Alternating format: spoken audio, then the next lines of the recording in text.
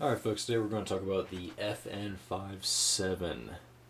I've had this gun for quite a few years now, and I absolutely love it. I got it when the, OD greens and the flat dark earth ones first hit the market. Absolutely love this. Yes, it does hold 20 rounds, and it shoots the 5.7 by 28 millimeter cartridge. As you can see, kind of looks like a 17 HMR or a baby 223. It is pretty much a baby 223. This is the 40 grain VMAX round right here, trucking around 1700 feet per second, which is nothing to sneeze at all. And got some of the 28 grain jacket hollow points going around 2350 feet per second. Now, this is a pistol that a lot of liberals love to hate. Doing, good old-fashioned safety check. One of the interesting things about this weapon is, up here's the safety. As you can see, I am pulling the trigger, and nothing happens. In order for this weapon to fire, that big, nasty, evil 20 round magazine has to be in there. It has an extremely crisp trigger.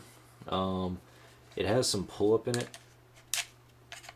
very much like a Glock, and then it just goes. It has adjustable rear sights. These are not tritium fold, they're just, simple dots.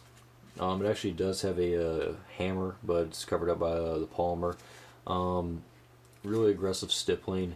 For some hands it can be a little bit uncomfortable. If you shoot this all day, your hands are going a little bit raw. It's a really fairly comfortable pistol though. You're not, it rides up high, you got this, beaver tailed-esque grip in it, so you don't have to worry about, getting bit by the slide. Right here is your slider release. And if I, knock my damn camera over. Well, anyways, there you go. Of course, that. Safety is ambidextrous, although slide release is not. There's a little bit of a polymer 913 Picatinny rail. The sides that you gotta get a little bit used to because they do sit really, really high.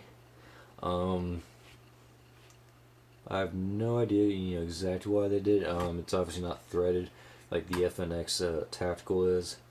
Right here is your disassembly.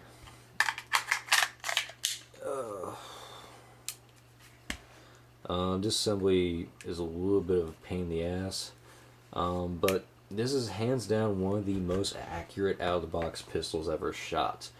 You can very easily, at 10 yards, keep a 20 round group, if you're a decent shot, the size of an apple. If you're a good shot, I've put 5 in the same hole with this thing. Recoil, it feels like you're shooting a 22. Maybe a little bit more. But this is one badass gun. And if you have the opportunity to get one, I highly recommend it. It's a fun gun to shoot. Unfortunately, it's expensive. For the ammo. These things were, selling for, about $2,000 a piece because everyone thought, Feinstein was going to snatch all these up. I got mine for around $900 when these hit the market, with this OD green. They first start coming out, I think, in 06 in all black.